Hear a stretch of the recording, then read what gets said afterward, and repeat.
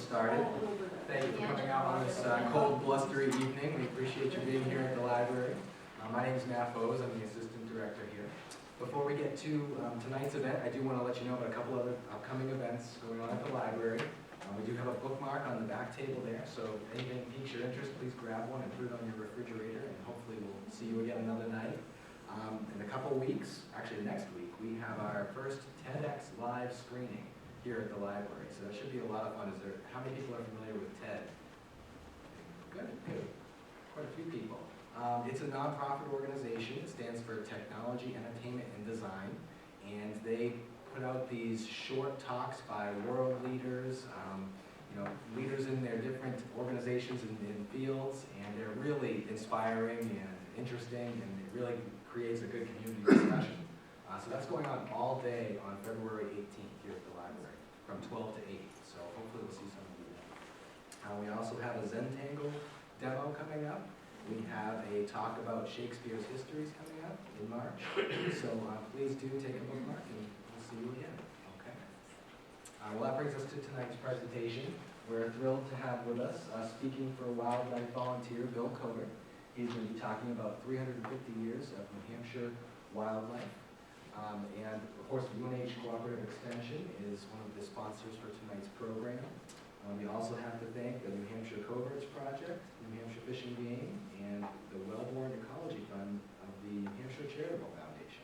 So thank you for being here. Thank you, Bill, so much for your sharing your time and expertise with our community. And I'll turn things over to you.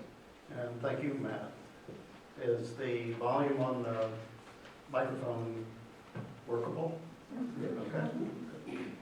So my name is Bill Coder. I'm from Bedford, and as Matt alluded, I'm a volunteer for a program called Speaking for Wildlife. It's a program that's organized by the UNH Cooperative Extension, and they also have this other aspect called the Coverts Project, which is really just volunteers who are interested in working towards enhancement of habitat and wildlife. So tonight's topic is covering a lot of ground, 350 years. I'll try to get it in around 45, 50 minutes, and there will be some time at the end for questions and answers. But if one of the slides is something that needs clarification, be sure to let me know by raising your hand or whatever. So let's get started. So in order to talk about wildlife, one of the major things wildlife requires is habitat. And so we share space with wildlife, and human impacts have quite a bit of effect on wildlife and its abundance and diversity. So we have to think a little bit about the history of how people have used land. The pictorial here kind of gives you a hint that how we use land includes agriculture and development. And our relationship with wildlife is another aspect of our culture to think about. Different periods of time, wildlife has had different meanings to the society. Again, we're covering a lot of ground, but I'm going to break it up into some reasonable segments, starting pre-1700s, and that's kind of where there was very minimal European settlement, very little impact on the land. Then cover a couple of centuries where there were very significant impacts on habitat and wildlife. And then for the 20th century, we're going to break it up into two 50-year or 50-year plus segments, bringing it up to to today. The other thing I want to preview here is that a lot of the factors for wildlife are involving conflict or a balancing act between forces of disturbance and forces of succession or forest succession. So back in the pre-1700s, we have a picture here that is actually showing a diorama at the Harvard Forest Museum in Petersham, Massachusetts. It's a real nice set of exhibits using 3D models or dioramas and depicting like one area as it evolved through time. And the emphasis there is around forests, and as it works out, New Hampshire's primary habitat is forest. So very useful for this presentation. So, as I said, we're going to look at human impacts and other disturbances on the land. You can see if this is the same scene, how drastically changed it is in the course of less than 150 years. And then in less than 70 years,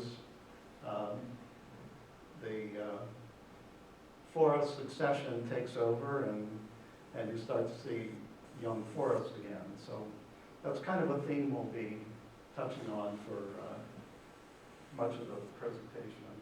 We're going to work up to the current day, and we'll at the end talk about how different species are faring and some ideas on how you can get involved with wildlife.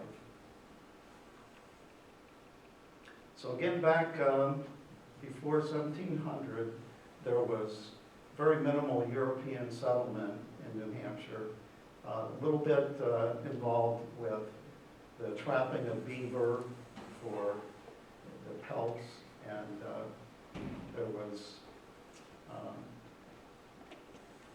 not much human activity other than Native American in some limited areas.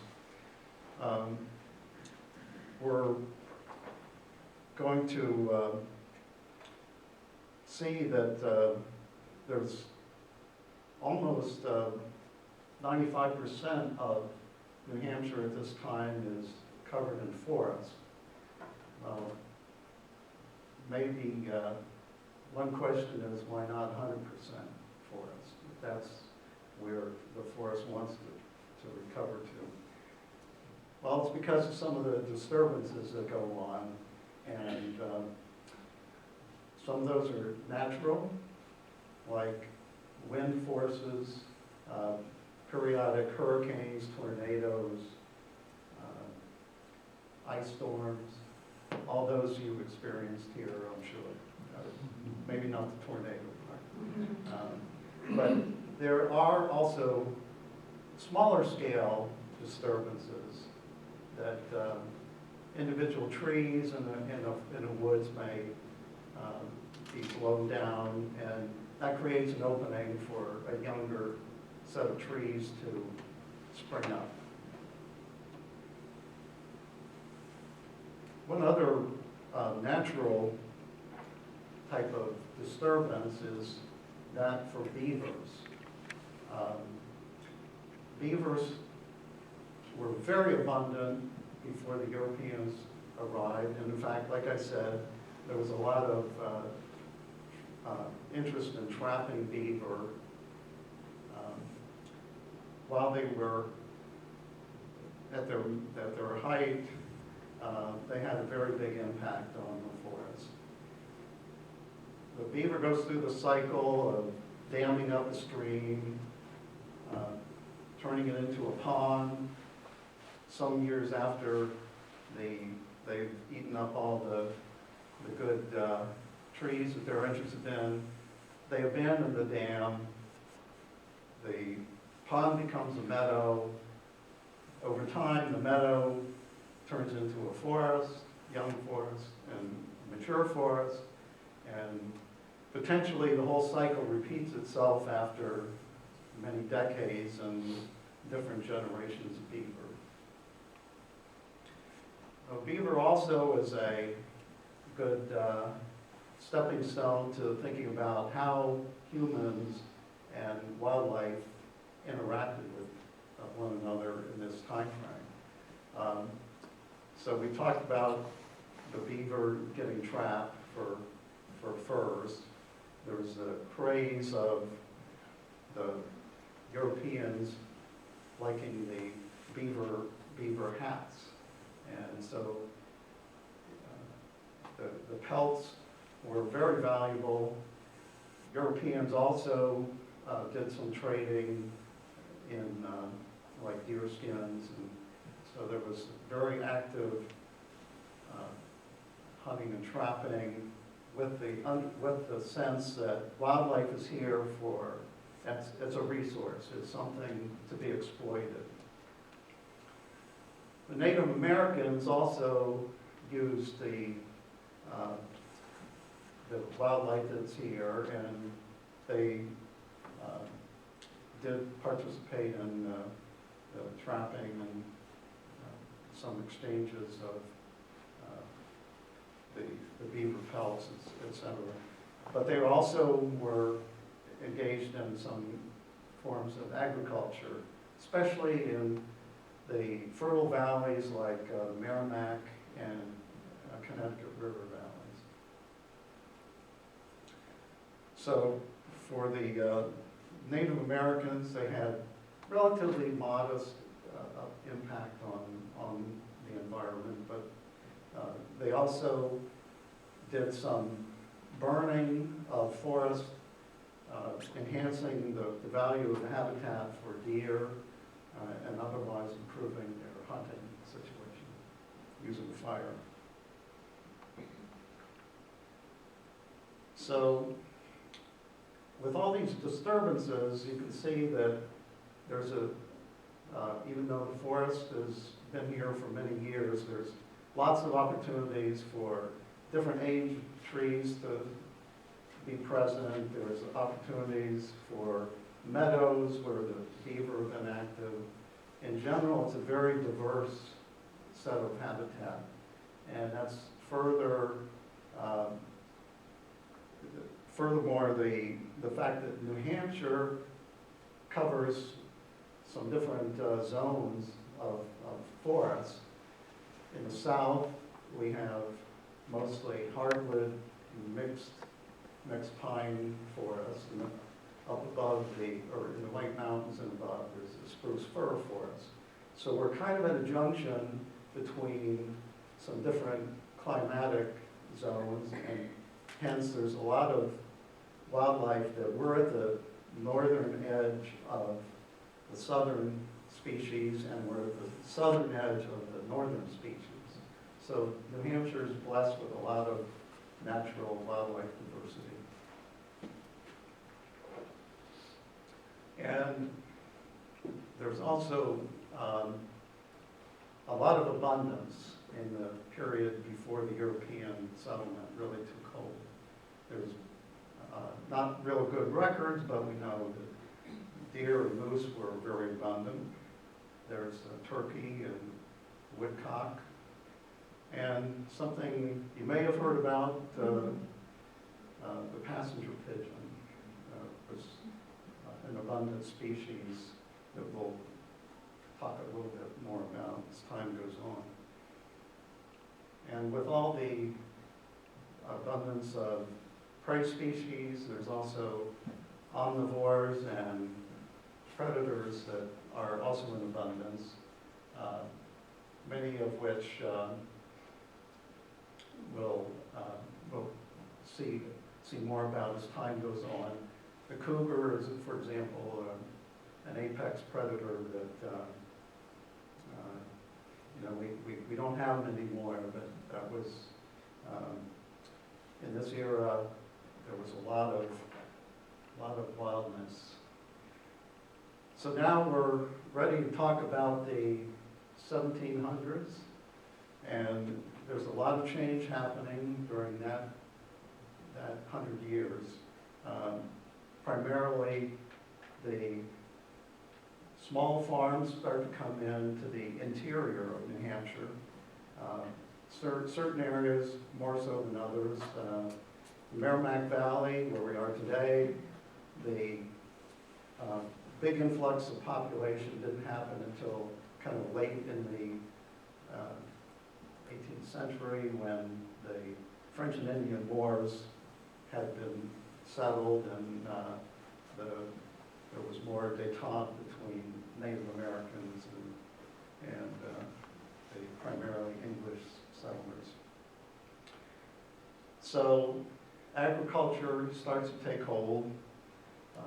There's use of the land for both crops and pastures. And as that agricultural mindset takes place, the people start to also shift a little bit in their attitudes around wildlife.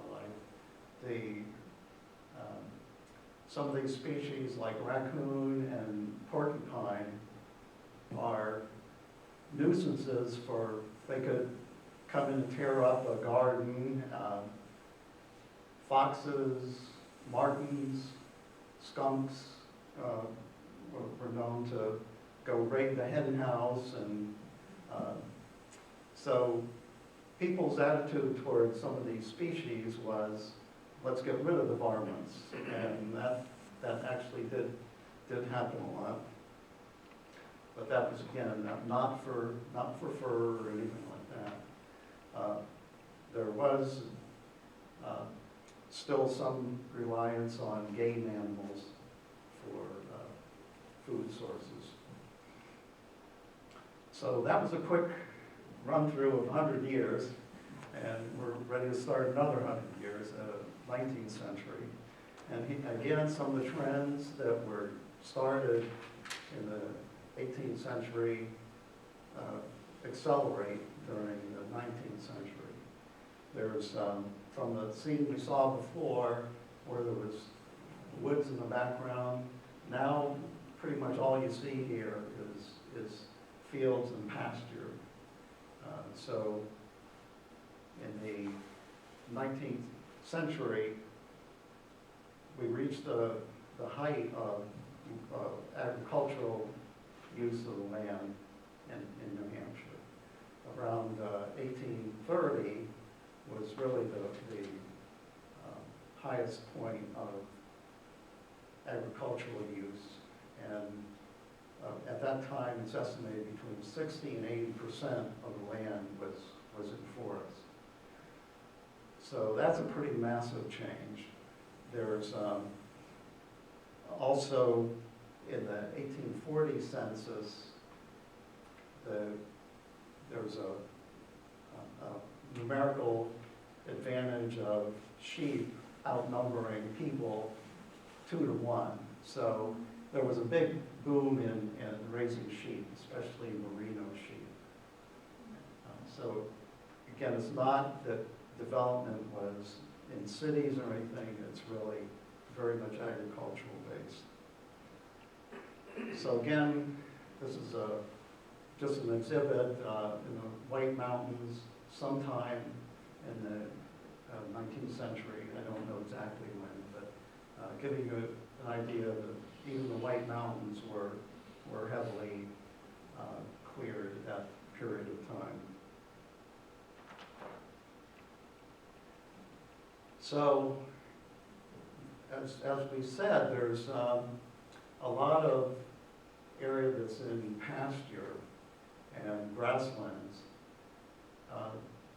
We start to see some in-migration from the western part of the country of grassland species, including these grassland birds that are shown up here.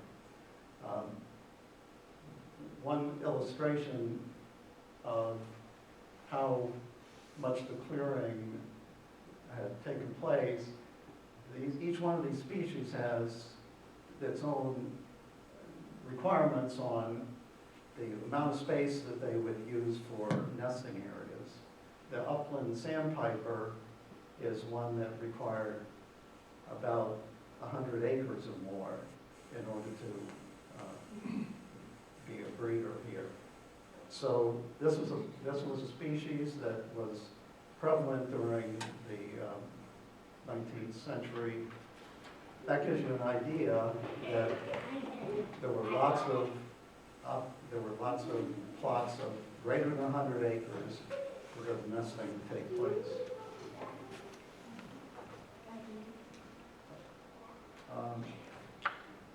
Henry David Thoreau was one of the writers and thinkers who was active during the 19th century. It turns out he visited this area somewhere around the height of the agricultural boom in New Hampshire. He came up into the Merrimack Valley, stopping one night to camp in Hooksett. So his approach towards nature was kind of in awe and in reverence for nature. But the fact is that when he was having that a spurt of writing, much of New England was really not very natural at that point. It was very much an agricultural time for New England. And his attitudes about nature are very out of step with what the current culture was in that time. The 19th century was one where the hunting had shifted from subsistence hunting for individual use to one where now it's called market hunting, where it's now a matter of trying to provide the marketplace with large numbers of animal products. And on the left here is a boat called a punt. Well, it's got a punt gun mounted on the front of it. Basically a big shotgun, and fired buckshot out into a whole flock of ducks or geese. And on the right-hand side, you can see kind of the consequences of that scale of hunting. We mentioned the passenger pigeon a few minutes ago. Passenger pigeon was another species that took a big hit from the forces of market hunting. So to just go back again, in the 1830s was kind of the apex of all the farming in New Hampshire. Starting in very shortly after 1830, the Midwest opened up as a farming area, and the fertile soil, no trees, no rocks, the availability of land from the government contributed to a westward migration in some of the farming activity. And certainly there was competition between those zones of the country. We start to see farms getting just getting left behind, and people either migrating westward or going to cities, like going to Manchester to work in the mills, and so there's a change happening here that continued for about 100 years. The population starts to decline. On the right-hand side, just put this up to show that any number of places within New Hampshire, you can be out in the woods and you'll come across these stone walls, many of which were there for delineating a pasture or an agricultural field. And the fact that this is so ubiquitous gives us another measure of just how much of the land in New Hampshire had been under farming during this height.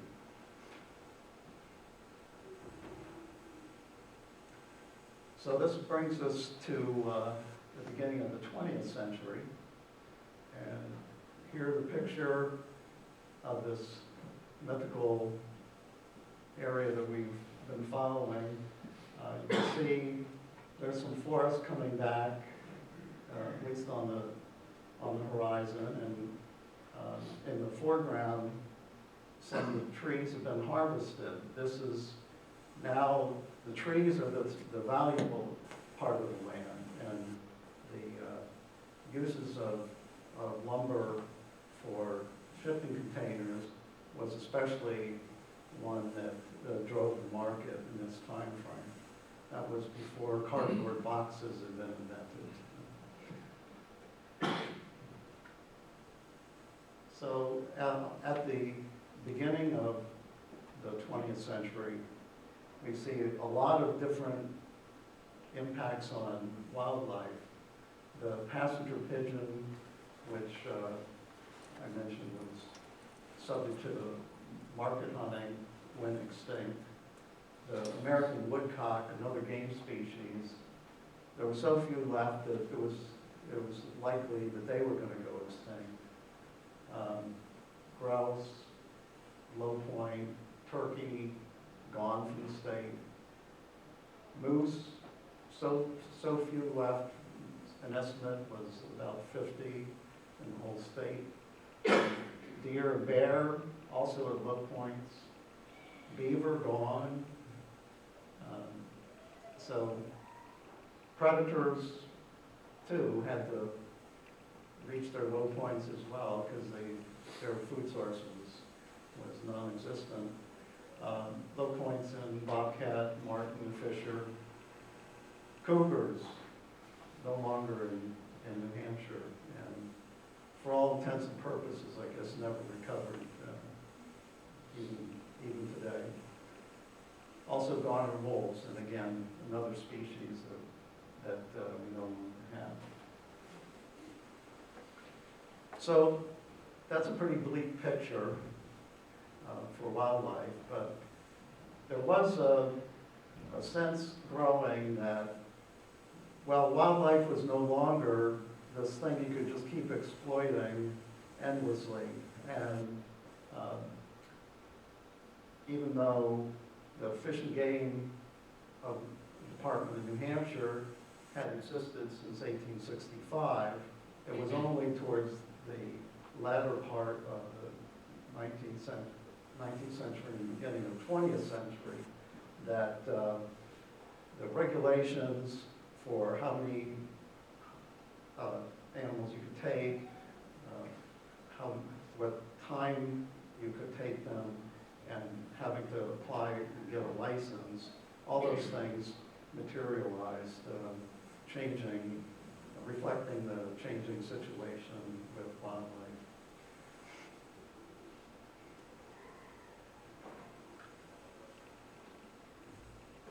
So also during the early part of the 20th century, we start to see some wildlife refuges set aside. This is land that was just for the purposes of benefiting wildlife.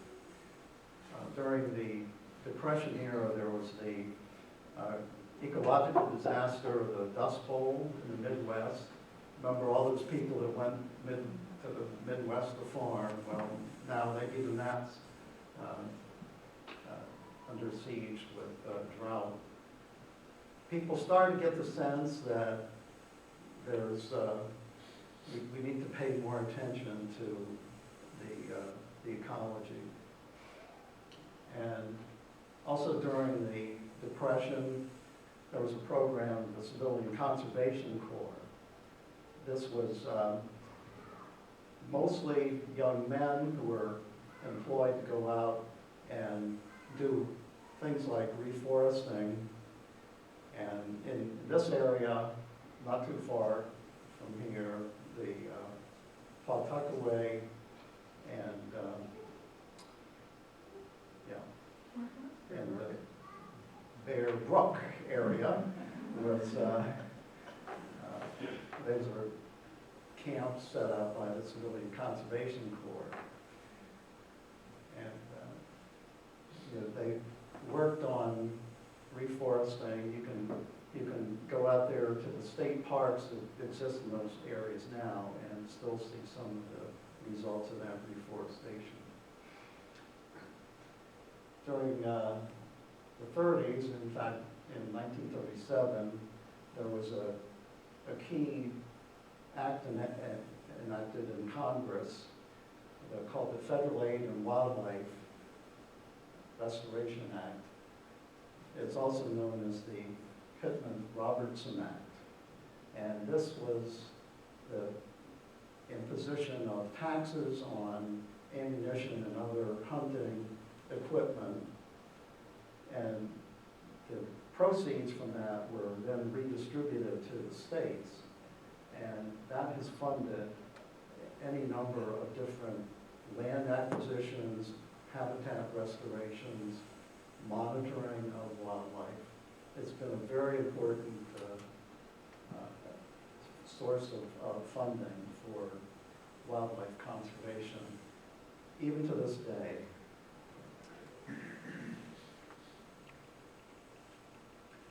So some of the recovery of wildlife was due to better regulation, better management, but probably the biggest factor was that the area that had been logged and used for agriculture, now they've been laid fallow and have become the recovering young forests. Young forests are extremely important for certain species. They provide cover from predators for the grouse, American woodcock, and New England cottontail rabbit. And in the 40s, with the absence of wolves and with the relative abundance of prey within these young forests, there's an opportunist starts to venture into New Hampshire, the coyote. So this is not a native species, but one that has, we can all probably see coyotes today within New Hampshire. And a few beaver start to resettle within the state. There are some less successful things happening with respect to wildlife habitat that occurred during the first half of the 20th century. The commerce that used all those shipping containers that we were talking about also brought in some unwanted pathogens on some of the products that were exchanged with Eurasia. We had any number of forest pathogens coming in the early part of the 20th century. The list is very, very long. I've listed a few of them here, but just to highlight one of them that I found interesting, the chestnut tree used to be make up about 25% of the forest in at least the hardwood mixed forest on the southern part of the state. And within that 25% of the forest, the abundance of nuts and also the fact that every year you got a very predictable quantity of nuts, maintained a whole set of the food chain for small rodents all the way up to bear. And some estimates were that this was responsible, this one tree was responsible for around the majority of the food chain for wildlife. But by 1950, that's all gone. And it took a while for a recovery to occur, but much of what came in place of chestnuts were the red oak. So that was the 50 years, early part of the 20th century. Let's move forward again in time. That young forest we saw at the beginning of the 20th century, now starting to mature. And in the time frame of